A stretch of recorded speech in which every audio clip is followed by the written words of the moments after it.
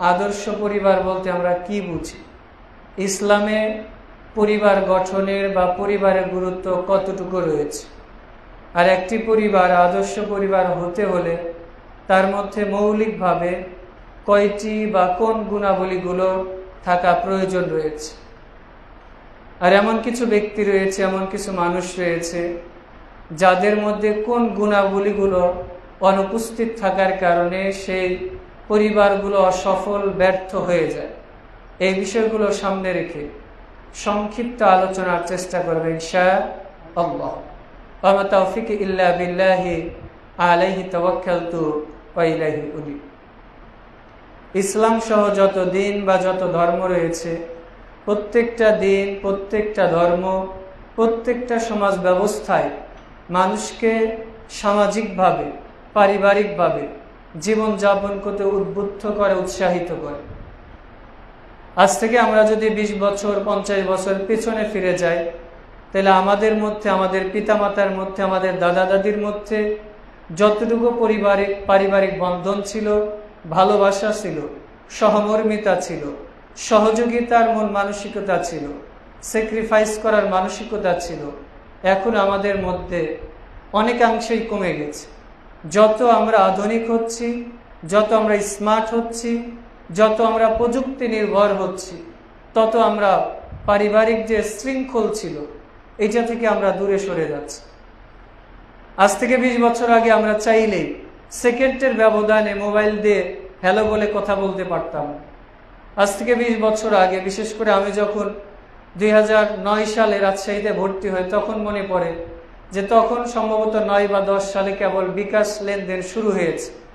তো 9 সালে প্রথম যখন আমরা ভর্তি হই, তখন আমরা দেখতাম যে দিনাজপুর থেকে, রংপুর থেকে, কুড়িগ্রাম থেকে, সিরাজগঞ্জ থেকে বিভিন্ন অভিভাবক চিঠি দিত, চিঠির খামের মধ্যেই টাকা পাঠাতো।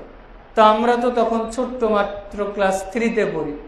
তখন যখন ওই যে ডাক টিকিটের যে লোকটা, উনি যখন আসতেন, আমরা তার চারপাশে ঘিরে থাকতাম যে কার অভিভাবক চিঠি দিল, কার খবর নেওয়ার জন্য, অথবা কার জন্য টাকা পাঠিয়েছে। এর মধ্যেই একটা মানুষের সামাজিক বন্ধন বা ভালোবাসা ছিল। মানুষ চিন্তা করত যে মাস শেষে বা সপ্তাহ শেষে আমার ছেলেটা ঢাকাতে থাকে, রাজশাহীতে থাকে, সে একটা চিঠি দিবে, সে হয়তো ডাক টিকিটের মাধ্যমে আমাদের জন্য কিছু খরচ বা টাকা পয়সা পাঠাবে। কিন্তু এখন মানুষ চাইলে সেকেন্ডের মধ্যে সারা পৃথিবীর খবর নিতে পারে।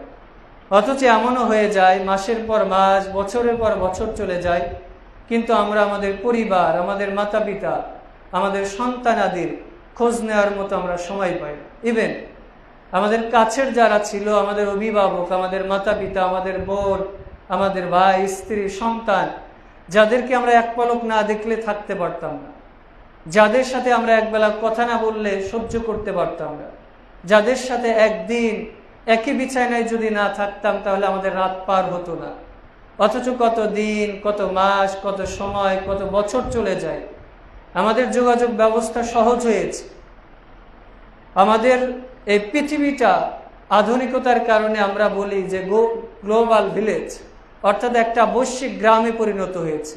কিন্তু যতটাই আমাদের প্রযুক্তি আমাদের কাছে চলে এসেছে, ততটাই আমাদের সামাজিক যে বন্ধন ছিল, সামাজিক যে ভালোবাসা ছিল, অথবা সামাজিক একটা বন্ডিং ছিল, পরস্পরের প্রতি সহমর্মিতা, সহযোগিতার মনোভাব যেটা ছিল, এইটা আস্তে আস্তে কমতে শুরু করেছে। তার বাস্তব দৃষ্টান্ত আমরা কিছুদিন আগেই দেখেছি যে বাংলাদেশের একজন ব্যক্তি, যেই ব্যক্তির ছেলে সচিবালয়ে চাকরি করে, স্বনামধন্য ইউনিভার্সিটিতে তার ছেলেও নাকি চাকরি করে, তার মেয়ে বিভিন্ন সরকারি পর্যায়ে চাকরি করে, এরপরেও তার লাশটা 2 দিন, 3 দিন, 5 দিন বা ধরলাম মারাই গিয়েছে 2 দিন আগে, কিন্তু তার ঘরের যে অবস্থা সেইটা দেখে তো মনে হয় না যে কোনো সভ্য সমাজের মানুষ সেখানে বসবাস করে। তাহলে আমরা যত শিক্ষিত হচ্ছি ততটাই আমরা নীতি নৈতিকতা থেকে পিছিয়ে যাচ্ছি। এই জন্য মানুষকে বলে যে শিক্ষাই জাতের মেরুদণ্ড না, বরং অনেকেই বলে সুশিক্ষা, আমি বলি সুশিক্ষা না, বরং ধর্মীয় শিক্ষা, দ্বীনি শিক্ষাই হচ্ছে একটা জাতি, একটা সমাজ ব্যবস্থার মেরুদণ্ড। কারণ আমরা সুশিক্ষা বলতে আমরা বুঝি, এর আগে আমরা বলতাম যে শিক্ষাই জাতির মেরুদণ্ড। তখন আমরা যখন দেখলাম যে শিক্ষার মধ্যে ভালোও আছে মন্দও আছে, অস্ত্র পাচার করা, স্মাগলিং করা, এটাও তো একটা শিক্ষা, তখন আমরা আরেকটা শব্দ লাগালাম সুশিক্ষা। তো সুশিক্ষা বলতে আমরা কি বুঝি? নিজে পড়ালেখা করব, নিজে চাকরি করব, নিজে ডাক্তার হব, ইঞ্জিনিয়ার হব, তো নিজে বাঁচলেই বাপের না, না। বরং আমরা বলি যে যেখানে দ্বীনের শিক্ষা নেই, যেখানে মানুষের কোরআন সুন্নাহর শিক্ষা নেই, ওই শিক্ষা কখনো সুশিক্ষা হতে পারে না। ওই শিক্ষা কখনো দেশ এবং জাতিকে অধঃপতনের অতল গহ্বর থেকে মানুষকে নাজাত বা মুক্তি দিতে পারে না। অর্থাৎ একটা সমাজ, একটা দেশ, একটা জাতি, অথবা আমরা যে সমাজ ব্যবস্থায় অবস্থান করছি, এই সমাজকে যদি আমরা আবারও সোনালী সমাজে পরিণত করতে চাই, তাহলে এই সমাজ ব্যবস্থার মধ্যে ইসলামী শিক্ষা ব্যবস্থা, ইসলামী তাহাজিব তামাত্তুন, পরিবারের মধ্যে ইসলামী তাহাজিব এবং তামাত্তুন ব্যতীত কোনো সমাজ, কোনো পরিবার, কোনো রাষ্ট্র, কোনো এলাকা কখনো আদর্শ পরিবার বা সমাজ গড়ে ওঠা কখনো সম্ভব না। এই জন্য আমাদেরকে প্রথমেই আজকের আলোচনা আগে মনে রাখতে হবে যে আমরা যতই যেইটাই বলি না কেন, যেই আলোচনাই করি না কেন, যদি আমাদের দ্বীনি শিক্ষা না থাকে, তাহলে আমরা কোনো সমাজ, কোনো পরিবার, কোনো এলাকা, কোনো কওমকে কোশ্চিনকালে আমরা পরিবর্তন করতে পারবো না। হয়তো যারা অমুসলিম আছে, বিশেষ করে আমরা আমেরিকা বলি, রাশিয়া বলি, ব্রিটেন বলি, তারা অমুসলিম, তারা জেনা ব্যভিচার করে অথবা আমাদের দৃষ্টিতে অসভ্য, কিন্তু তারা অসভ্য হলেও দুনিয়াতে তাদের মধ্যে একটা জিনিস আছে, নীতি নৈতিকতা। নীতি নৈতিকতা বলতে ইসলামের নীতি নৈতিকতা না, বরং মানুষের প্রতি যে সহযোগিতা করার মনোভাব অথবা ডিসিপ্লিন মেনে চলার যে মনোভাব, এইটা অমুসলিম জাতিদের মধ্যে অনেকটাই আছে, যেটা আমরা মুসলিম জাতি ভুলতে বসেছি।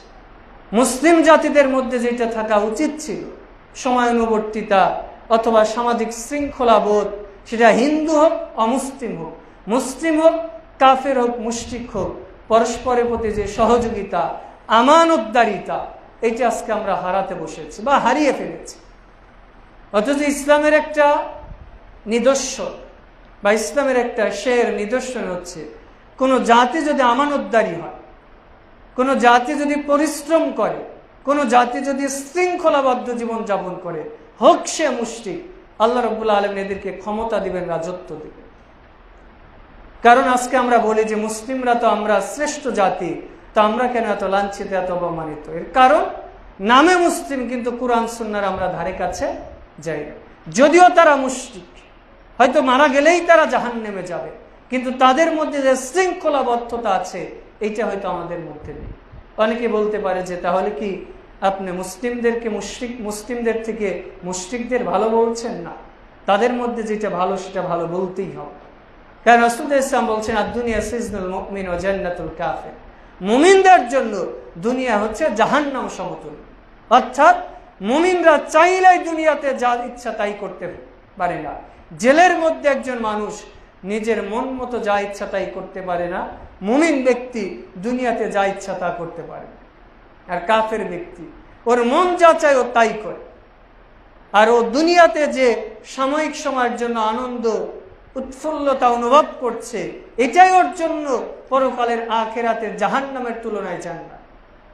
কারণ ও দুনিয়াতে হয়তো আমানতদারিতা ছিল, দুনিয়াতে হয়তো ডিসিপ্লিন মেনটেন করেছে, এই জন্য আল্লাহকে সম্মান দিয়েছে, ক্ষমতা দিয়েছে, রাজত্ব দিয়েছে। এটা দুনিয়াতে ওর শেষ, কিন্তু যখনই মারা যাবে তখনই ওর চিরস্থায়ী জায়গা যেটা জাহান্নামে ও উপস্থিত হয়ে যাবে। তার মানে ওই জাহান্নামের তুলনায় দুনিয়াটা ওর কাছে জান্নাতের মতো মনে হবে। তো যাই হোক, বলছিলাম যে পরিবার একটা মানুষ, একটা দেশ, একটা জাতির জন্য অত্যন্ত গুরুত্বপূর্ণ বিষয়।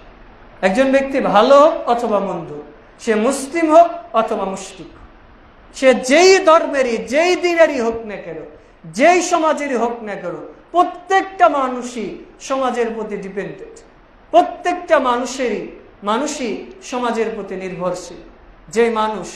যেই ব্যক্তি সমাজ থেকে যত দূরে সরে যায়, সেই ব্যক্তি তত বেশি পাপ, পঙ্কিলতা এবং অকারেন্সের মধ্যে সে লিপ্ত হয়। কারণ একজন ব্যক্তি যখন সমাজের মানুষের সাথে মিশবে, ভালো মন্দ দুঃখ কষ্ট ইত্যাদি বুঝবে।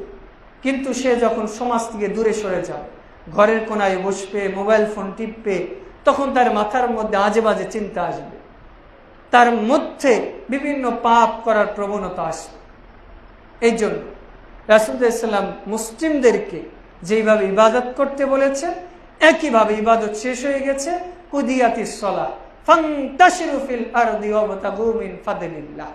তোমাদের সালাত শেষ, সারাদিন বসে মসজিদের কোনায় তোমাকে জিকির আজকার করতে হবে।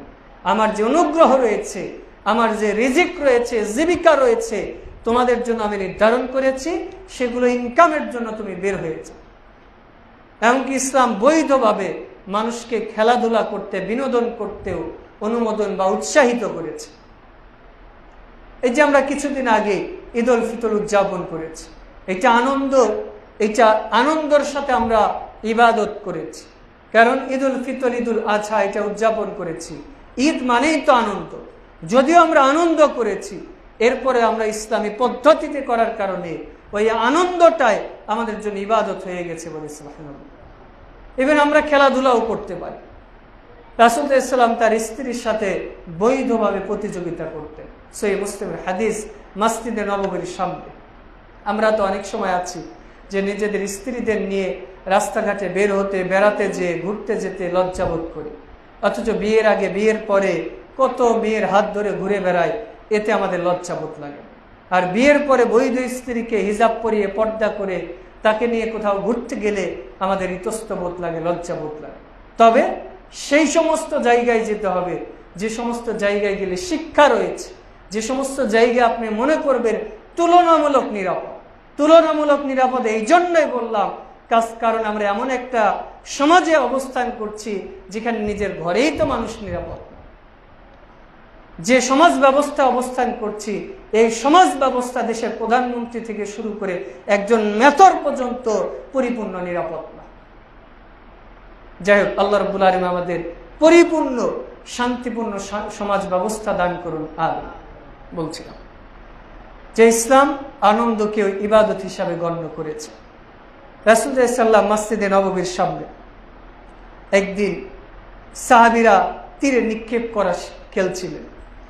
তখন আয়েশা রাদিয়াল্লাহু তাআলা আনহা দেখতে চাচ্ছিলেন, তো রাসূলুল্লাহ সাল্লাল্লাহু আলাইহি ওয়াসাল্লাম এবার কি করলেন, তার পিছনে দাঁড় করে একটু নিচু হলেন। কারণ রাসূলুল্লাহ সাল্লাল্লাহু আলাইহি ওয়াসাল্লাম লম্বা ছিলেন, আয়েশা রাদিয়াল্লাহু তাআলা আনহা মেয়ে মানুষ তো এমনিতে একটু শর্ট হয়, আর তার তো বয়স এমনিতেই কম ছিল। রাসূলুল্লাহ সাল্লাল্লাহু আলাইহি ওয়াসাল্লাম আড়াল করে তাকে ঘাড়ের কাঁধের সাইড দিয়ে আয়েশা রাদিয়াল্লাহু তাআলা আনহা খেলা দেখছিলেন। এইটা একটা মাসালা। দ্বিতীয় মাসালা, রাসূলুল্লাহ সাল্লাল্লাহু আলাইহি ওয়াসাল্লাম, আয়েশা রাদিয়াল্লাহু তাআলা আনহা এবং রাসূলুল্লাহ সাল্লাল্লাহু আলাইহি ওয়াসাল্লাম দুইজন বলছে, আল্লাহ রাসূল, আজকে আমরা দৌড়ের প্রতিযোগিতা দিব, কে পারে? তো রাসূলুল্লাহ সাল্লাল্লাহু আলাইহি ওয়াসাল্লাম এবং আয়েশা রাদিয়াল্লাহু তাআলা আনহা দুইজন দৌড়াচ্ছে। দৌড়াতে দৌড়াতে রাসূলুল্লাহ সাল্লাল্লাহু আলাইহি ওয়াসাল্লাম জিতে গেছে। তো পরে আরেকদিন আয়েশা রাদিয়াল্লাহু তাআলা আনহা বলছেন, আজকে দেখবো যে আপনি জিতে যান নাকি আমি জিতে যাই। তো ওই দিন দৌড়াতে দৌড়াতে আয়েশা রাদিয়াল্লাহু তাআলা আনহা জিতে গেছে, যদিও রাসূলুল্লাহ সাল্লাল্লাহু আলাইহি ওয়াসাল্লাম নিজে থেকেই জিতে দিয়েছেন। এরপর রাসূলুল্লাহ সাল্লাল্লাহু আলাইহি ওয়াসাল্লাম বলছেন যে আমি তো একটু মোটা হয়ে গেছি, আমার ভুঁড়ির মেদ বের হয়ে গেছে, এই জন্য আজকে তুমি জিতে গেছো। সুবহানাল্লাহ। দেখেন, রাসূলুল্লাহ সাল্লাল্লাহু আলাইহি ওয়াসাল্লাম পৃথিবীর সবচেয়ে বেশি ব্যস্ত মানুষ ছিলেন, পৃথিবীর সবচেয়ে ভালো মানুষ ছিলেন, পৃথিবীর সবচেয়ে সুন্দর মানুষ ছিলেন, পৃথিবীর সবচেয়ে আদর্শবান মানুষ ছিলেন। তিনিও তার স্ত্রীদের সাথে বিনোদন করতেন, তিনিও তার স্ত্রীর সাথে খেলাধুলা করতেন, তিনিও তার স্ত্রীদেরকে সফরে নিয়ে যেতেন, হজ্জের সফরে নিয়ে যেতেন, বিভিন্ন সফরে রাসূলুল্লাহ সাল্লাল্লাহু আলাইহি ওয়াসাল্লাম লটারি করে তার স্ত্রীদেরকে নিয়ে যেতেন। শুরুতে যে মাসালাটা বললাম যে রাসূলুল্লাহ সাল্লাল্লাহু আলাইহি ওয়াসাল্লাম তার স্ত্রীকে নিয়ে খেলা দেখেছে, এখানে বিশেষ করে প্রত্যেকটা দেশের, বিশেষ করে মুসলিম দেশ যারা, যে দেশে মুসলিম রয়েছে, প্রত্যেক মুসলিমের, আমার যতটুকু জ্ঞান আছে, জ্ঞানে বলে প্রত্যেক মুসলিম প্রাপ্তবয়স্ক হওয়ার সঙ্গে সঙ্গে তার সামরিক জ্ঞান অর্জন করা ফরজ হয়েছে। ধন্যবাদ জানাই যে গত 2 দিন আগে পার্লামেন্টে একজন প্রস্তাব তুলেছে যে অন্তত 6 মাস করে সামরিক ট্রেনিং দেওয়া উচিত। জি, প্রত্যেক মুসলিমের ওপর, শুধু মুসলিম নয়, প্রত্যেক নাগরিকের উচিত, আমাদের উপর যুদ্ধ হোক অথবা না হোক, অন্তত নিজের নিরাপত্তার জন্য প্রত্যেকটা নাগরিকের সামরিক ট্রেনিং দেওয়া জরুরি।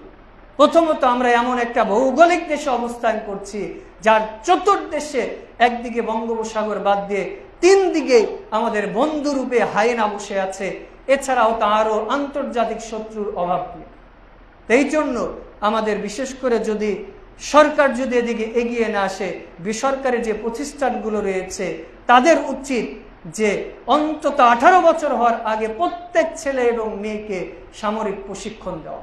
আল্লাহ রাব্বুল আলামিন আমাদের প্রত্যেকটা ছেলে এবং মেয়েকে সামরিক প্রশিক্ষণ দেওয়া এবং জিহাদি জাজবা, দেশ এবং জাতির জন্য জীবন উৎসর্গ করা, বিসর্জন কোরবান দেওয়ার মতো জাজবা এবং ঈমান দান করুন। সকলে বলি আমিন।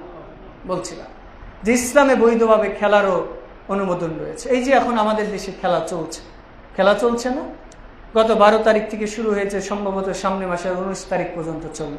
আমি বলি যে কোনো সভ্য সমাজের মানুষ কখনো নিজের বাপের খেয়ে নিজের খেয়ে অন্য দেশের জার্সি পরে অন্য দেশের পতাকা ঝুলাতে পারে। কোন দেশপ্রেমিক কখনো কিলোমিটারের পরে কিলোমিটার জমি জমা বিক্রি করে পতাকা ঝুলাতে পারে।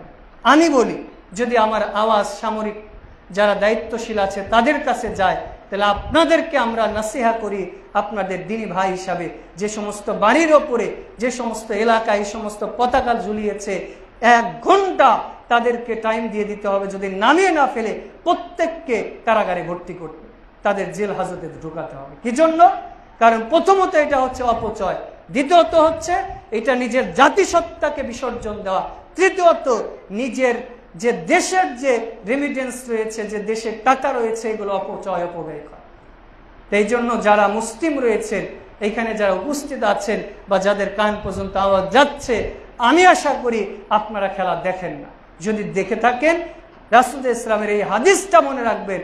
রাসূল ইসলাম বলছেন যে খেলার মধ্যে টাকা পয়সার হার জিত রয়েছে, ওটাই হচ্ছে জুয়া। আর কেউ যদি বলে যে আসো আমার সাথে জুয়া খেলো, অথবা কোনো জায়গায় জুয়া খেলা হচ্ছে, ওই ব্যক্তি যদি ইনস্ট্যান্ট ওখানে উপস্থিত থাকে, রাসূল ইসলাম বলছেন শুকুরের রক্তের মধ্যে হাত ঢুকালে যেমন নাপাক হয়ে যায়, ওই ব্যক্তি খেলা দেখেছে, খেলায় অংশগ্রহণ করেছে, ওই ব্যক্তি অনুরূপভাবে নাপাক কাজ করেছে। আল্লাহ রাব্বুল আলামিন সূরা মাইদা 5 নম্বর সূরার 90 নম্বর আয়াতে বলছেন ইন্নামাল খামরু ওয়াল মাইসির ওয়াল আনসাবু ওয়াল আজলামু রিজুম মিন আমালিশ শাইতান। আল্লাহ বলছেন নিশ্চয় মদ, জুয়া ভাগ্য নির্ধারণের জন্য গণকের কাছে যাওয়া হয় এবং জুয়ার মাধ্যমে যে খেলাধুলা করা হয় সবকিছুই হারাম, সবকিছুই শয়তানি কাজ। যদি শয়তানি কাজ না হতো, রাত 1টার সময়, রাত 3টার সময়, রাত 4টার সময় কোনোদিন ফজরের সালাতে আসে না, অথচ একদিকে জামাত চলে আর একদিকে কুকুর শিকালের মতো চিল্লা পাল্লা করে। এই জন্য আপনাদেরকে বিনীতভাবে আহ্বান করি, হয়তো অনেকে আবেগের তাড়িত হয়ে, হয়তো বা অনেকের ইসলামী জ্ঞান পর্যাপ্ত না থাকার কারণে এগুলো করে। আপনাদের আমি মুসলিম ভাই হিসেবে নাসিহা করি, এগুলো করে নিজের সম্পদ, নিজের সময়কে অপচয় করবেন না। আল্লাহ না করুক যদি আপনার এই অবস্থায় মৃত্যু চলে আসে, আপনি কি বলবেন? আপনি যে দেশটাকে ভালোবাসেন ওই দেশে যে দেখেন তো ওদের দেশে একটা পতাকা জ্বলে না, ওদের দেশে তো খেলাধুলার জন্য অফিস আদালত বন্ধ থাকে না। আর আমরা এমনই হুজুগে বাঙালি, এমনই আবেগী জাতি, আমরা আবার কিছু মানুষ আছে ভাইরাল মানুষ ফতোয়া দেয় যে ধর্মের সাথে বিনোদনের কোনো আতাত বা সম্পর্ক নেই। আমরা মাসআলা দেই যে বিনোদন একদিকে, খেলা একদিকে, ধর্ম একদিকে। আমি বলি তোমার মতো জ্ঞানহীন অসভ্য মানুষ দুনিয়াতে নেই। তুমি নিজে হারাম করো, তবে শরিয়াতের নামে মানুষকে বিভ্রান্তি করতে যাওয়া। আপনাদেরকে নাসিহা করে, বিশেষ করে যুবক ভাইরা যারা আছো তোমাদেরকে নাসিহা করি, উসিকুম ইত্তাকুল্লাহ, আল্লাহকে ভয় করো। যদি তোমার এই অবস্থায় মারা যায় যে মুশরিকদের জার্সি পরে, মুশরিকদের পতাকা ঝুলাতে যে, মুশরিকদের খেলা দেখতে দেখতে মারা যাও, মুশরিকদের শোডাউন দিতে যে মারা যায়, তাহলে আল্লাহর কাছে কি বলবা? আল্লাহ এই মৃত্যুকে ভালো মৃত্যু হিসাবে উল্লেখ করেন না। আল্লাহ আমাদেরকে এই বিজাতীয় কৃষ্টি কালচার এবং এই অপসংস্কৃতি থেকে মুসলিম সমাজ, মুসলিম জাতিকে হেফাজত করুন, আমিন। আদর্শ পরিবার গড়তে হলে আপনার সমাজকে এই বিজাতীয় কৃষ্টি কালচার থেকে হেফাজত করতে হবে, আল্লাহ তৌফিক দান করুন, আমিন। আমরা আসি আদর্শ পরিবারের, ইসলামে পরিবারের গুরুত্ব কি। আল্লাহ রাব্বুল আলামিন পরিবারকে বড় নিয়ামত হিসেবে উল্লেখ করেছে। সূরা নাহল 16 নম্বর সূরার 72 নম্বর আয়াতে আল্লাহ বলছেন আল্লাহু জাআলা লাকুম মিন আনফুসিকুম আজওয়াজা ওয়া জাআলা লাকুম মিন আজওয়াজিকুম বাইনাহ, আল্লাহ নিশ্চয় তোমাদেরকে সন্তান সন্ততি, তোমাদের স্ত্রী পরিবার পরিজন দিয়েছে, এবং এগুলোর মধ্যে তোমাদের মধ্যে আল্লাহ রাব্বুল আলামিন পবিত্র রিজিক দিয়েছেন, জীবিকা দিয়েছে, এবং আল্লাহ রাব্বুল আলামিন এগুলো তোমাদের জন্য নিয়ামত হিসাবে পাঠিয়েছেন বলে সুবহানাল্লাহ। তার মানে পরিবার, এটা শুধু আমি বিয়ে করলাম, সন্তান হলো, সংসার করলাম, এইটার জন্য না, বরং আল্লাহ রাব্বুল আলামিন পরিবার দিয়েছে, পারিবারিকভাবে জীবনযাপন করতে বলেছেন। এর মধ্যে আল্লাহ রাব্বুল আলামিন একজন মানুষের মাধ্যমে 2 জন 5 জন শত শত মানুষের আল্লাহ রিজিকের ব্যবস্থা করে থাকে। ধরেন আপনি বিয়ে শাদী করেন নাই, তখন হয়তো মাসে ইনকাম করতেন 20,000 টাকা, বিয়ে করেছেন তখন আপনি 20,000 টাকা ইনকাম করেন। তো এই 20,000 টাকা দিয়ে আপনি চলেন, আপনার স্ত্রী চলে, আপনার মাতা পিতাকেও হয়তো কিছু খরচ দেন, শ্বশুর শাশুড়ির বাড়িতেও কিছু খরচ করেন। 2 বছর পরে আর একটা ছেলে হয়েছে, 4 বছর পরে আরো একটা হয়েছে, 10 বছর পরে আপনি 5টা ফ্যামিলি, 5টা সদস্যর আপনি এখন একটা ফ্যামিলির আপনি পরিচালক হয়েছে। আপনার ইনকাম ধরেন 20,000 টাকা। তো এই 20,000 টাকা দিয়ে আল্লাহ আপনার 5 জন মানুষকে চালিয়ে দিচ্ছে, কারণ আল্লাহ রাব্বুল আলামিন ওই টাকার মধ্যে বারাকা দিয়ে দিচ্ছে। আল্লাহ রাব্বুল আলামিন আপনার মাধ্যমে তাদের রিজিকের ব্যবস্থা করে দিচ্ছেন।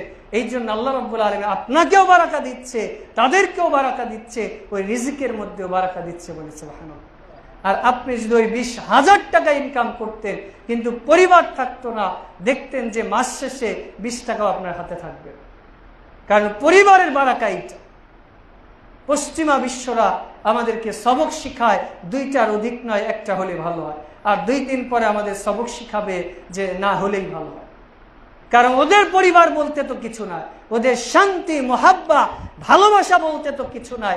এই জন্য ওরা চিন্তা করেছে মুসলিমদের মধ্যে যদি পরিবার ব্যবস্থা ভেঙে দেওয়া যায় তাহলে মুসলিমদের অধঃপতন সুনিশ্চিত। মুসলিম জাতি মনে রাখে, যতদিন পর্যন্ত পারিবারিক জীবন ব্যবস্থা করবেন, পরিবারিক ব্যবস্থাকে টিকে রাখতে পারবেন ইসলামী তাহজিব তামাদ্দুনের প্রতি, ততদিন পর্যন্ত ইসলাম বিজয় থাকবে।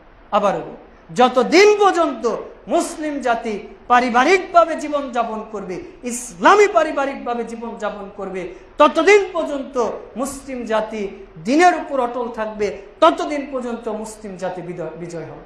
আবারও রাসূল ইসলাম স্পষ্ট বলে দিয়েছে, মুসলিম জাতি যতদিন পারিবারিকভাবে জীবন যাপন করবে ততদিন পর্যন্ত মাওয়াদ্দাতা ওয়া রাহমা, আল্লাহ রাব্বুল আলামিন তাদের মধ্যে মুহাব্বত, ভালোবাসা এবং রিজিকে আল্লাহ বারাকা দিয়ে দিবে বলে সুবহানাল্লাহ। তার মানে পরিবারের গুরুত্ব ইসলামে অপরিসীম। এরপরে 2 নাম্বার যেটা ইসলামে গুরুত্ব দেওয়া হয়েছে, পারিবারিকভাবে জীবনযাপন করলে আল্লাহ পরস্পরের মধ্যে মুহাব্বত, ভালোবাসা এবং প্রশান্তি নাজিল করে। সূরা রুম 30 নম্বর সূরার 21 নম্বর আয়াতে আল্লাহ বলছে, ওয়ামিন আয়াতি আন খালাকা লাকুম মিন আনফুসিকুম ওয়া আজওয়াজ, নিশ্চয় আল্লাহর সৃষ্টির অন্যতম হচ্ছে তোমাদের স্বামী স্ত্রী, অর্থাৎ তোমাদের পরিবার। এটা হচ্ছে আল্লাহ রাব্বুল আলামিনের পক্ষ থেকে তোমাদের জন্য আল্লাহর একটা নিয়ামত, আল্লাহর একটা নিদর্শন, আল্লাহর একটা, এটা হচ্ছে একটা আয়াত, আল্লাহর এটা হচ্ছে একটা উদাহরণ। এরপর আল্লাহ বলছেন, লিতাসকুনু ইলাইহা ওয়া জাআলা বাইনাকুম মাওয়াদ্দাতা ওয়া রাহমা, তোমরা যখন সারা দিন দুনিয়াতে কাজ করবে, বাহিরে কাজ করবে, অফিস আদালতে কাজ করবে, মাঠে কাজ করবে, এরপরে লিতাসকুনা ইলাইহা, পরিবারে চলে যাবে, স্ত্রীর কাছে যাবে, ছেলে মেয়ের কাছে যাবে, তখন কি হবে? মাওয়াদ্দাতা ওয়া রাহমা, আল্লাহ রাব্বুল আলামিন তোমাদের সারা দিনের কর্মব্যস্ততা, কর্মক্লান্তি দূর করে দিয়ে তোমাদের মধ্যে রহমত এবং ভালোবাসা, প্রশান্তি নাজিল করে দিবে বলে সুবহানাল্লাহ। আপনি দেখবেন সারা দিন আপনি মাঠে কাজ করেন, অফিসে কাজ করেন, সন্ধ্যাবেলায় বাড়িতে ফিরে গেছেন প্রচন্ড ক্লান্ত, আপনি বাড়িতে গিয়েছেন, গেট খুলতেই আপনার ছেলে আসসালামু আলাইকুম বলে সালাম দিয়েছে, একটা মুচকি হেসে দিয়েছে, আপনি দেখবেন সারাদিনের ক্লান্ত ভুলে গেছে। কিন্তু আপনার পরিবারটা ইসলামী পরিবার হতে হবে। যদি আপনার পরিবার গেট খুলে যদি বলে গুড ইভিনিং, গুড মর্নিং, তাহলে ওই পরিবার ইসলামী পরিবার। যদি আপনার পরিবার, আপনার ছেলে, আপনার মেয়ে বিদায়ের সময় বাই বাই টাটা বলে, তাহলে ওইটা আদর্শবান পরিবার না। আপনার ছেলে, আপনার মেয়ে যদি কান্না করলে আপনাকে বক্স বাজিয়ে, গান বাজিয়ে যদি শোডাউন দিতে হয়, তাহলে ওইটা আদর্শ পরিবার না। প্রাসঙ্গিক একটা কথা বলি। আমার পাশের জেলা নাটোর, আজকেই খুতবার 1 ঘন্টা আগে দেখলাম যে একজন লোকের তার কোনো ছেলে নাই, শুধু মেয়ে, একটাই মাত্র মেয়ে, 12 বছর পর একটা নাতি হয়েছে। সেই লোক 7 মাস বয়সে তার নাতিকে পুরো এলাকা, তার নিজের বাড়ি থেকে তার মেয়ের শ্বশুর বাড়ি পর্যন্ত পালকিতে করে 22 মহিলা অর্থাৎ নর্তকী ভাড়া করে গান বাজিয়ে 3000 মানুষকে মিষ্টি বিলি করেছে বলে নাউজুবিল্লাহ। এরকম অসভ্য জ্ঞানহীন সমাজে মানুষের অভাব নেই আমাদের সমাজে। আল্লাহ তাকে সন্তান দিয়েছে, নিয়ামতের শুকরিয়া আদায় করবে। সে চাইলে গরিব অসহায়কে দান সদকা করতে পারে, সে চাইলে মসজিদ মাদ্রাসা দান সদকা করতে পারে। আর সে কি করেছে? বক্স বাজিয়ে নর্তকী ভাড়া করে। তাহলে তার ওই সন্তান, তার ওই নাতি কিভাবে আদর্শ হতে পারে? আমরা অনেক সময় আমাদের ছেলে মেয়েরে কান্নাকাটি করলে বক্স বাজায়, গান বাজায় না। এই যে গত 2 সপ্তাহ আগে পাবনাতে খুতবা দিতে যাচ্ছে, একই বগিতে উঠেছি, সিট নাই, আমি দাঁড়িয়ে আছি, আমার 2 সিট পরে একজন বসে আছে। সম্ভবত বাচ্চাটার বয়স হবে 9 থেকে 10 মাস। বাচ্চাটা কান্না করছে, তখন প্রচন্ড সাউন্ডে হিন্দি গান বাজাচ্ছে। তখন আমি তার দিকে একটু তাকিয়ে বললাম যে এই যে আপনার বাচ্চাটাকে আজকে হিন্দি গান বাজিয়ে এই ট্রেনের বগির মধ্যে অন্তত 200-250 মানুষকে কষ্ট দিচ্ছেন, কিয়ামতের মাঠে এই সন্তানই আপনার জাহান্নামে যাওয়ার কারণ হবে। আজকে তো দুনিয়া তো 200-250 জন মানুষকে আপনি কষ্ট দিচ্ছেন, যখন 20 বছর পরে এই সন্তান আরো দেশের হাজার হাজার মানুষকে কষ্ট দিবে, ওই দিনে আপনি হাহাতাশ করে কোনো কিছু পাবেন। তা আপনারা সন্তানকে ভালোবাসেন, ঠিক আছে, কান্না করছে তো ভালো কথা, তাকে গান কেন শোনাতে হবে, তাকে কেন নাচাতে হবে? আপনারও ছেলে মেয়ে আছে, আমাদেরও আছে, আমাদের ছেলে মেয়েকে তো কোনো সময় গান বাজাতে হয় না। আপনি কোরআন তেলাওয়াত শোনান, তাকে নিয়ে হাঁটাহাঁটি করেন, বা বিভিন্ন ইসলামের যে নাশিদগুলো আছে সেগুলো আপনি শোনাতে পারেন। আপনি কেন ছেলে মেয়েকে গান বাজনা বাজান? কেন তার সামনে আপনি লাউড স্পিকার দিয়ে গান বাজনা সিনেমা তার সামনে বাজাতে হবে? যদি আপনি আদর্শ পরিবার গঠন করতে চান, আপনাকে খুব সতর্ক থাকতে হবে, খুব নিজের এবং পরিবারের ব্যাপারে কেয়ার থাকতে হবে। আল্লাহ আমাদের প্রত্যেকটা অভিভাবককে সতর্ক এবং সাবধান থাকার তৌফিক দান করুন। পরিবারকে, নিজে এবং পরিবারকে জাহান্নাম থেকে বাঁচানোর জন্য আপ্রাণ চেষ্টা করতে হবে। সূরা তাহরিম 66 নম্বর সূরা 6 নম্বর আয়াতে আল্লাহ বলছেন, কু আনফুসাকুম ওয়া আহলিকুম নার। আল্লাহ বলছেন, হে নবী, আপনি তাদেরকে বলে দেন যে জাহান্নামের আগুন থেকে তুমি নিজে বাঁচো এবং তোমার পরিবারকে বাঁচো। তার মানে আল্লাহ রাব্বুল আলামিন বললেন না যে শুধু নিজেই বাঁচো, নিজেই সালাত পড়ো, নিজেই দান সদকা করো, নিজেই হজ করো, না, বরং নিজেই যেমন জাহান্নাম থেকে বেঁচেছ, তোমার স্ত্রী, পরিবার পরিজন, তোমার প্রতিবেশী, আশেপাশে যারা আছে সবাইকে জাহান্নাম থেকে বাঁচানোর জন্য আপ্রাণ চেষ্টা করো। এরপরে পরিবারকে আমাদের ঈমানের সবক দিতে হবে, ঈমানের শিক্ষা দিতে হবে। ইবনে মাজাহ 1977 নম্বর হাদিস, রাসূল সাল্লাল্লাহু বলছেন, খায়রুকুম খায়রুকুম লি আহলিহি। ওই ব্যক্তি তোমাদের মধ্যে সর্বোত্তম যে ব্যক্তি তার পরিবারের কাছে উত্তম। ওয়া আনা খায়রুকুম লি আহলি, আর আমি উত্তম হচ্ছে আমার পরিবারের কাছে। বলি সুবহানাল্লাহ। আমরা অনেকেই আছি, অফিসে গেলে ভালো, মাঠে ঘাটে গেলে ভালো, বাজার ঘাটে গেলে ভালো, কিন্তু আমি আমার স্ত্রী, আমার পরিবার, আমার ছেলে মেয়ের কাছে আমি ভালো না। অনেকেই আছে আমরা বাহিরে থাকলে একেবারে মেচে বিড়ালের মতো হয়ে থাকি, কিন্তু ঘরেই ঢুকলে আমি একেবারে সিংহের গর্জন শুরু করি। জি, বরং আপনাকে আপনার পরিবারের প্রতি সহনশীল হতে হবে, মানুষের প্রতি সহনশীল হতে হবে। অর্থাৎ আপনার পরিবার, সন্তানাদির কাছে যদি একজন ভালো হতে পারে, তাহলে সেই ব্যক্তি আল্লাহর কাছে খুব সহজেই ভালো হয়ে যায়। কারণ আমার স্ত্রী, আমার ছেলে মেয়ে আমার সাথে অল টাইম থাকে, তারা জানে আমার ভালো দিক কি, খারাপ দিক কি। তারা যদি আমার প্রতি স্যাটিসফাই থাকে, আমার প্রতি সন্তুষ্ট থাকে, তাহলে আল্লাহ রাব্বুল আলামিন আরশ থেকে আমার প্রতি সন্তুষ্ট হয়ে যাবে বলে সুবহানাল্লাহ। কিন্তু সারা দুনিয়ার মানুষের কাছে আমি ভালো, কিন্তু আমি আমার পরিবারের কাছে ভালো না, ইভেন আমি আল্লাহর কাছে ভালো না, তার মানে আমার মতো হতভাগা দুনিয়াতে আর কেউ নেই। আল্লাহ আমাদেরকে পরিবারের কাছে এবং আল্লাহর কাছে ভালো হওয়ার তৌফিক দান করুন। আমিন। আমাদের প্রত্যেককে আল্লাহ রাব্বুল আলামিন কিয়ামতের মাঠে পরিবার সম্পর্কে জিজ্ঞেস করেন। বিশেষ করে মা বোনেরা যারা আছেন তাদের খাস করে স্পেশালভাবে আল্লাহ পরিবার সম্পর্কে জিজ্ঞেস করবে। সহিহ বুখারী প্রথম খণ্ডে 893 এবং 7138 নম্বর হাদিস, রাসূল ইসলাম বলছেন, আলা কুল্লুকুম রাইন, সাবধান, তোমরা সকলেই দায়িত্বশীল, ওয়া কুল্লুকুম মাসউলুন আন রাইয়াতি, তোমাদের প্রত্যেকের নিজ নিজ দায়িত্ব সম্পর্কে জিজ্ঞেস করা হবে। আর রাজুলু রাইন ফি আহলিহি ওয়া হুয়া মাসউলুন আন রাইয়াতি, একজন ব্যক্তি তার পরিবারের উপর দায়িত্বশীল, তাকে জিজ্ঞেস করা হবে তার পরিবার সম্পর্কে। ওয়াল মারআতু রাইয়াতি ফি বাইতি যাওজিহা ওয়া মাসআলু আন রাইয়াতি, একজন মহিলা তার সন্তান, তার স্বামী, তার পরিবার সম্পর্কে দায়িত্বশীলা, তাকেও কিয়ামতের মাঠে জিজ্ঞেস করা হবে।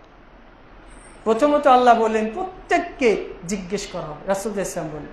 এরপরে বললেন যে অভিভাবক অর্থাৎ পুরুষকে তার পরিবার সম্পর্কে জিজ্ঞেস করা হবে। এরপরে আল্লাহ রাসূল ইসলাম স্পেশাল ভাবে দুইটা শব্দ উল্লেখ করেছে, একটা হচ্ছে ছেলে মেয়ে আর একটা হচ্ছে স্বামী, এবং স্বামীর যে সম্পদ রয়েছে এইগুলো সম্পর্কে তাকে জিজ্ঞেস করা হবে।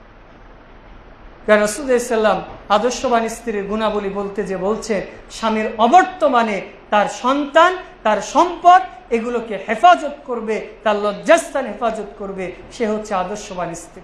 এটা একটু পরে আসবে এই পয়েন্টে আলোচনা।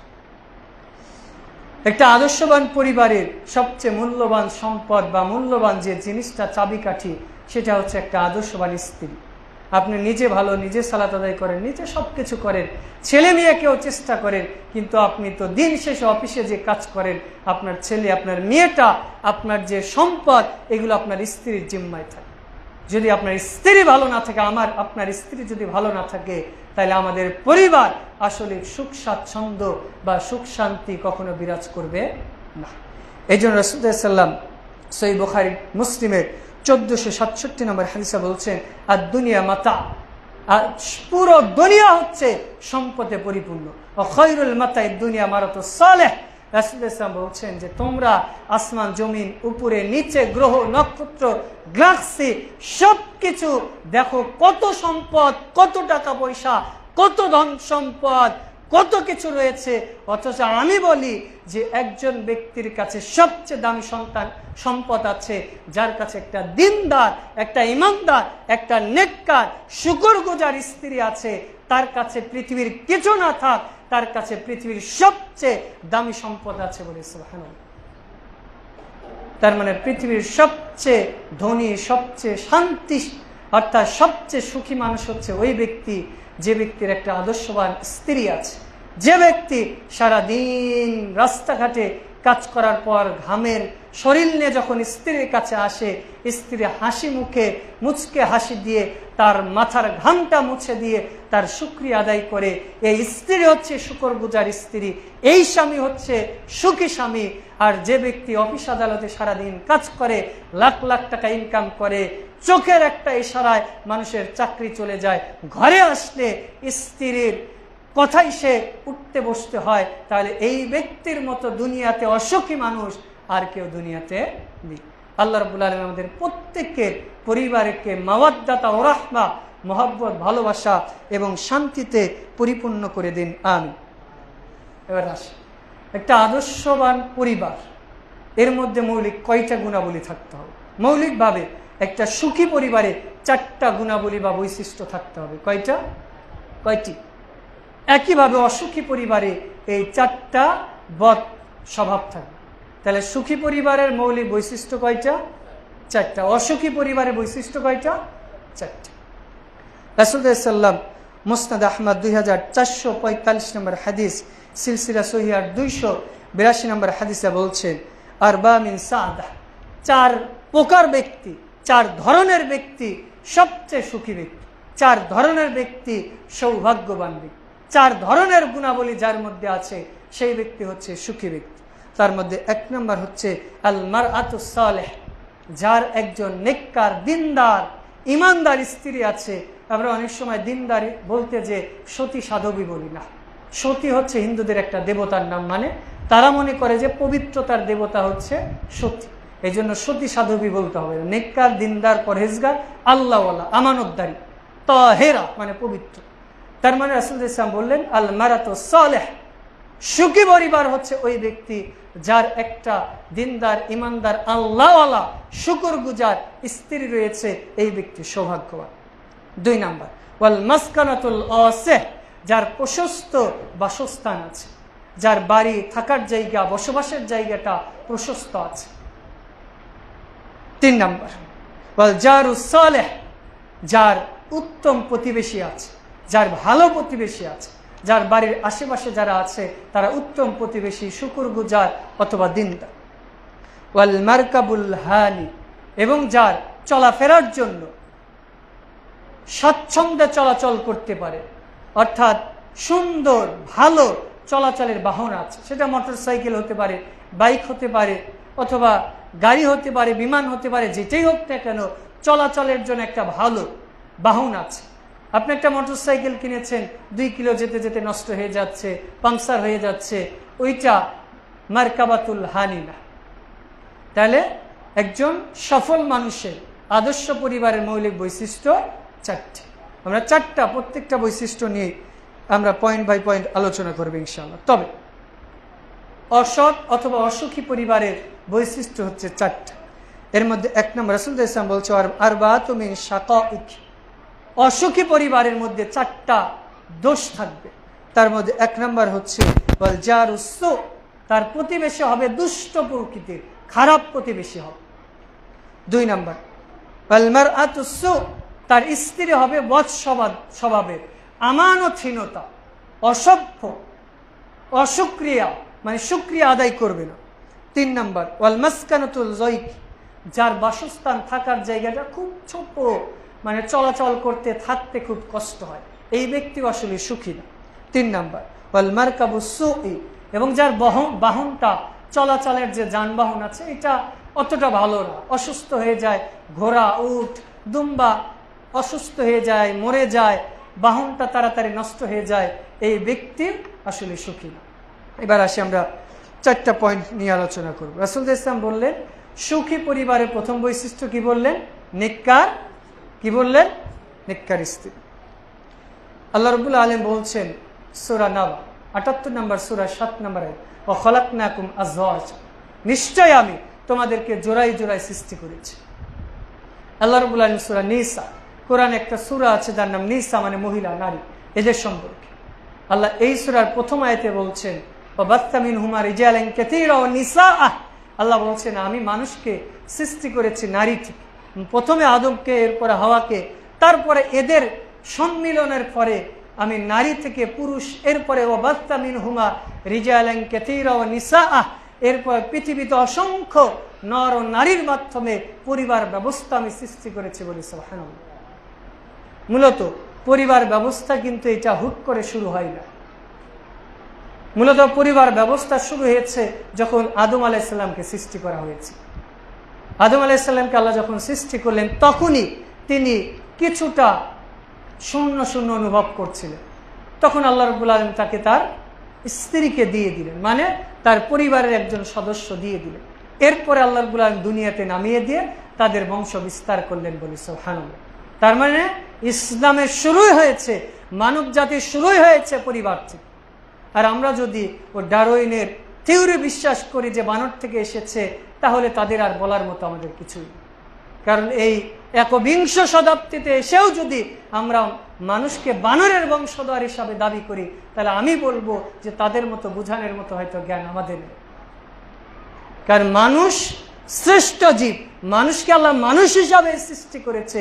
পৃথিবীর ইতিহাসে তো এমন হয় নাই যে কোনো মানুষ কোনো সময় বানর হয়েছে বা বানর মানুষ হয়েছে, এমনকি আমরা দেখেছি যে হয়তো আমরা জাতীয় মানে জাদুঘরে বানর রেখে দিয়েছি, ওই বানর কোনো সময় তার ঠ্যাং খুলে গেছে, লেজ খুলে গিয়ে মানুষ হয়েছে, এমন হয়েছে নাকি?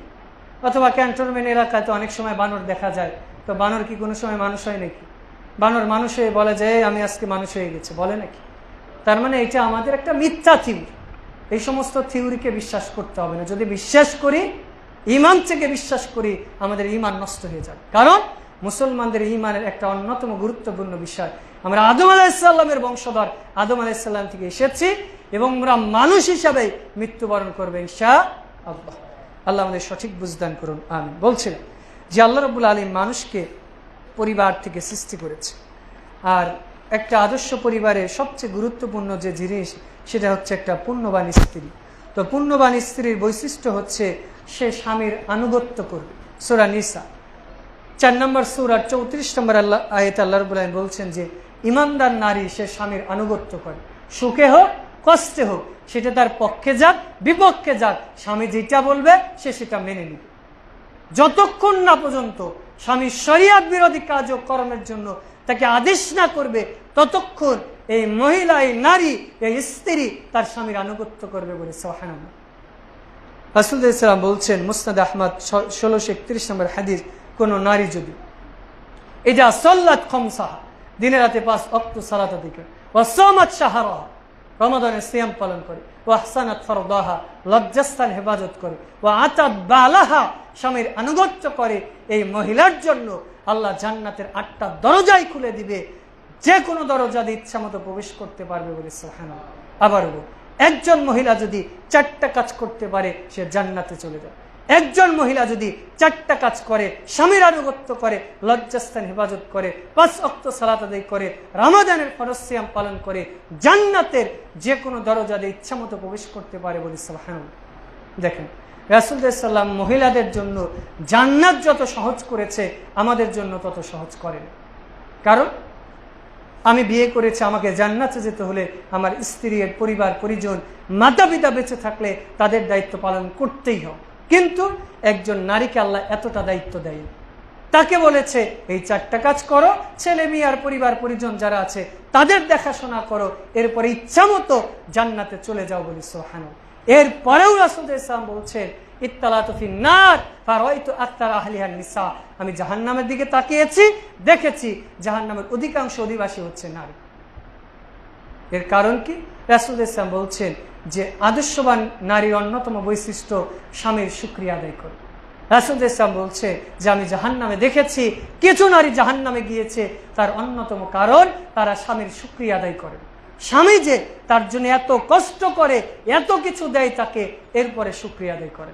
হয়তো এইবার ঈদের সময় সে একটা বেনারসি শাড়ি চেয়েছে, দিয়েছে, হয়তো একটা তাঁতের শাড়ি, কম দামের শাড়ি দিয়েছে, তখন বলে সারা জীবন তোমার সাথে সংসার করে সুখ বলতে কিছু পেলাম না, কোনোদিন তোমার কাছে আমি ইচ্ছা মতো ভালো কিছু পেলাম না। রাসূলুল্লাহ সাল্লাল্লাহু আলাইহি ওয়াসাল্লাম হাদিসে এইটাই উল্লেখ করেছে, এইভাবে বলেছে যে সারা জীবন দিবা, নারী বলবে তোমার সাথে আমি সংসার করে কোনোদিন ভালো কিছু পাইনি। নারীরা কথায় কথায় কথাগুলো অনেক সময় বলে থাকে, কিন্তু এই কথাটার ওয়েট যে কতটুকু, এই কথার কারণে একজন নারী জাহান্নামে যেতে পারে। আল্লাহ রাব্বুল আলামিন নারীদেরকে স্বামীর এবং আল্লাহর শুকরিয়া আদায় করার তৌফিক দান করুন, আমিন। রাসূলুল্লাহ সাল্লাল্লাহু আলাইহি ওয়াসাল্লাম নিকার স্ত্রীর গুণাবলী বলতে যে বলছেন যে নারী স্বামীর উপস্থিত এবং অনুপস্থিত সর্ব অবস্থায় তার লজ্জাস্থান হেফাজত করবে, এবং স্বামীর যে সম্পদ আছে, তার ছেলে মেয়ে রয়েছে, এগুলোকে আমানতদারিতার সাথে হেফাজত করবে। এই নারী হচ্ছে জান্নাতি নারী বলে সুবহানাল্লাহ। এরপর রাসূলুল্লাহ সাল্লাল্লাহু আলাইহি ওয়াসাল্লাম বলছেন যে নারী স্বামীর মনোরঞ্জনকারী হয়। মনোরঞ্জনকারী অর্থ কি? রাসূলুল্লাহ সাল্লাল্লাহু আলাইহি ওয়াসাল্লাম নাসাই 3231 নম্বর হাদিসে বলছেন, খায়রুন নিসাই আল্লাতী ইযা নাযারাত ইলাইহি সাররাতকা, যদি কোনো নারী দিকে কোনো স্বামী তাকানোর পর ওই স্বামী যদি আনন্দ অনুভব করে, বুঝবা এই নারী হচ্ছে ভালো নারী। কোনো নারী যদি স্বামী রেগে যায় তাহলে ওই নারী স্বামীর রাগ ভাঙাতে চায়। রাসূলুল্লাহ সাল্লাল্লাহু আলাইহি ওয়াসাল্লাম বলছেন ওই নারী স্বামীকে বলে যে আপনি যতক্ষণ পর্যন্ত পানি না পান করবেন, যতক্ষণ খানা না খাবেন, আমি পানি স্পর্শ করব না, আমি খানা খাবো না।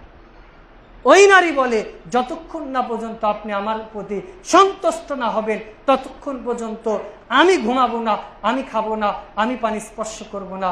রাসূলুল্লাহ সাল্লাল্লাহু আলাইহি ওয়াসাল্লাম বলছেন এই নারী হচ্ছে দিনদার নারী, এই নারী হচ্ছে প্রেমময় নারী।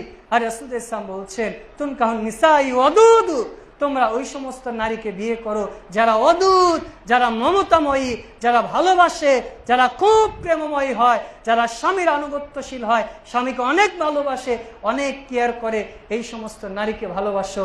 এখন আমরা বলতে পারি বিয়ের আগে বুঝবো কিভাবে এই নারী প্রেমময়ী, এই নারী স্বামীর কেয়ার করবে?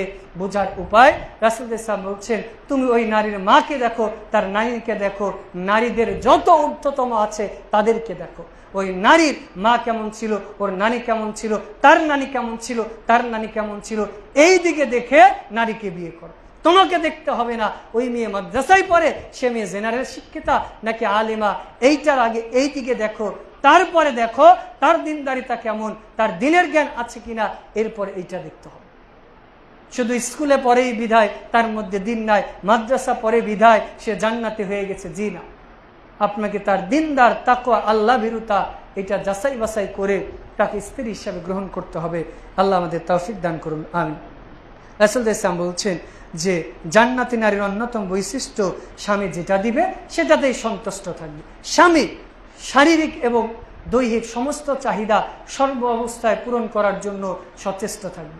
রাসূল ইসলাম বলছেন একজন নারী রান্না শুরু করেছে, রুটি রান্না শুরু করেছে, রুটি নামাবে, হয়তো চামচ দিয়ে এইভাবে উঠাচ্ছে, স্বামী ডাক দিয়েছে, ওর নামানোর সময় ওয়েট করতে হবে না, ডাক দিয়েছে সঙ্গে সঙ্গে চলে যেতে হবে।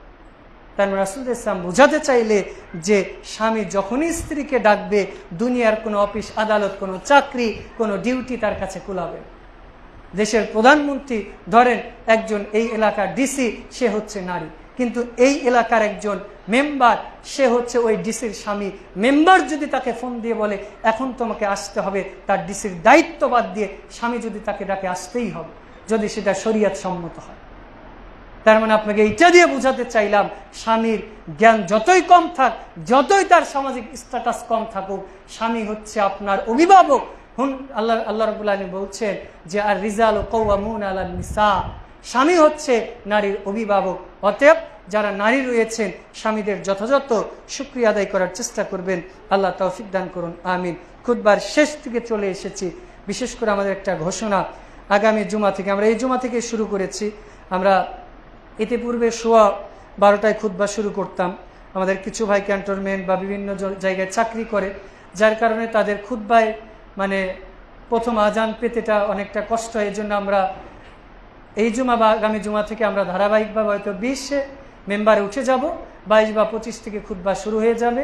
আর আমাদের সালাত 15 থেকে 20-এর মধ্যে ইনশাল্লাহ শুরু হয়ে যাবে। এই জন্য যারা আছেন আপনারা নিজেরাও সজাগ থাকবেন। আল্লাহ আমাদের তৌফিক দান করুন, আমিন। আদর্শ পরিবারের 2 নম্বর বৈশিষ্ট্য যেটা, প্রশস্ত বাড়ি। আপনারা যারা বাড়িঘর করবেন অবশ্যই বাড়িঘরের মধ্যে বৈঠকখানা, আগে আমরা দেখতাম, আমাদের বাড়িতেও দেখেছি যে কাচারি ঘর, ওই ঘরের মধ্যে যারা কৃষক মানুষ কাজ করত তারা অপেক্ষা করতো, আত্মীয় স্বজন এসে বসে থাকতো, এরপরে বাড়িতে ঢুকতো। এই জন্য আমরা তো এখন আধুনিক যুগ, যান্ত্রিক যুগে অবস্থান করেছি। এক বিল্ডিংয়ে 50টা 100টা পরিবার, এরপরেও যতটুকু পারা যায় বাড়ির বেলকুনি রাখার চেষ্টা করবেন, আলো বাতাস চলার ব্যবস্থা রাখবেন, যদি পারেন বাচ্চাদের খেলাধুলার ব্যবস্থা রাখবেন, নারীরা যদি মানে পর্দার সাথে যাতে চলাফেরা করতে পারে এমন ব্যবস্থা রাখবেন। আর যে সমস্ত বাড়ি ছোট ছোট ঘর, এর মধ্যে আপনি দুনিয়াতে থাকতেও কষ্ট হবে, ইবাদত করতেও কষ্ট হবে। ঘর যদি ছোট হয়, একটা ঘর হয়, আপনি থাকবেন কিভাবে, মেহমান থাকবে কিভাবে? এই জন্য যে সমস্ত বাড়িঘর যারা করবেন বা করেছেন অথবা যেখানেই ভাড়া নেবেন, চেষ্টা করবেন যে বাড়িটা যাতে স্বচ্ছন্দে আপনি নিজেও থাকতে পারেন বা আপনার যারা আত্মীয় স্বজন আছে তারা থাকতে পারে। কারণ রাসূল ইসলাম বলছেন মান সাআতি মারআতুল মাসকানাতিল ওয়াসি, একজন সৌভাগ্য বাড়ির মালিক হচ্ছে ওই ব্যক্তি যার বাড়িটা প্রশস্ত। এরপর 3 নম্বর যেটা বাড়ি করার আগে আপনার প্রতি জরুরি, সেটা হচ্ছে আপনার প্রতিবেশীটা ভালো কিনা সেটা দেখতে হবে। কারণ রাসূল ইসলাম বলছেন তিরমিজির হাদিস, খায়রুল জিরা ইনদাল্লাহি খায়রুহুম লিজারি, ওই ব্যক্তি সবচেয়ে ভালো যে তার প্রতিবেশীর কাছে ভালো। কারণ আমার প্রতিবেশী জানে যে আমি রাতের বেলা কার কাছে যাই, কে আমার বাড়িতে আসে, তাহাজ্জুদ পড়ি, কোরআন তিলাওয়াত করি, গান বাজনা করি, নাকি আমি কি কাজ করি, এইটা আমার প্রতিবেশী জানে। এই জন্য যেখানেই বাড়ি করবেন আশেপাশের প্রতিবেশী তারা কেমন এইটা যাচাই করার চেষ্টা করবেন। যদি এইটা খুব টাফ, খুব কঠিন, এরপরে আল্লাহর কাছে রাত দিন চাইবেন, আল্লাহ আমি যে বাড়িটা করছি, আমি যেখানে বাড়ি করব, ইস্তেখারা করবেন প্রয়োজনে যে আল্লাহ যদি কল্যাণ হয় তাহলে বারাকা দান করেন, অথবা যেইখানে আমার বাড়ি ঘর করা কল্যাণ সেইখানে আপনি ব্যবস্থা করে দেন, আমিন। এরপরে 4 নম্বর যেটা, সেটা হচ্ছে একটা স্বচ্ছন্দে বসবাস চলাফেরার মতো একটা যানবাহন। রাসূল সাল্লাল্লাহু আলাইহি বলছেন মারকাবাতুল হানি, আরামদায়ক বাহন।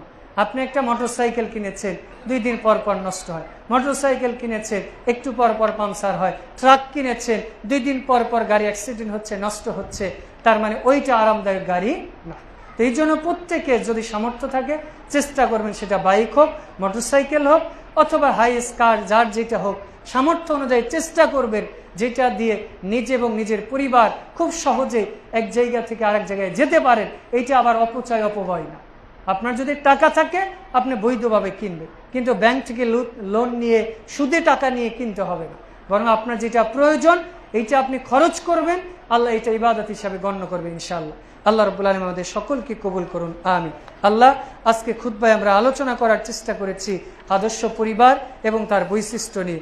আল্লাহ, আজকের আলোচনার মধ্যে মৌলিকভাবে আমরা আলোচনা করেছি একটা আদর্শ পরিবারের মধ্যে সবচেয়ে গুরুত্বপূর্ণ যে জিনিসটা, একটা দিনদার স্ত্রী, আদর্শ প্রতিবেশী, আদর্শ এবং যে বাসস্থানটা করব সেটা প্রশস্ত, এবং যে বাহনে চলাচল করব সে বাহনটা আরামদায়ক। আল্লাহ, আমাদের যদি সামর্থ্য থাকে, কল্যাণকর হয়, তাহলে প্রত্যেককে আপনি আমাদেরকে এই 4টা জিনিস দান করুন, আমিন।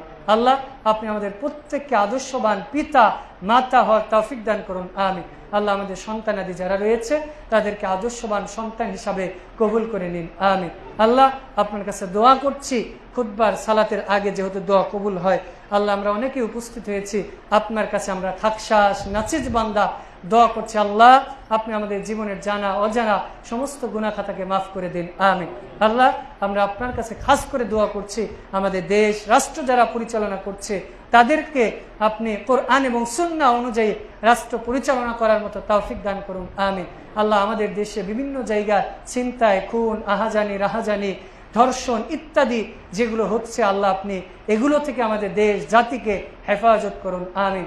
আল্লাহ, বিশেষ করে আপনার কাছে দোয়া করছে বাইতুর রহমান জামে মসজিদ এবং মাদ্রাসা কমপ্লেক্স ও সংশ্লিষ্ট আমরা যারাই আছি, আল্লাহ আপনি আমাদের সকলকে কবুল করুন, আমিন। আল্লাহ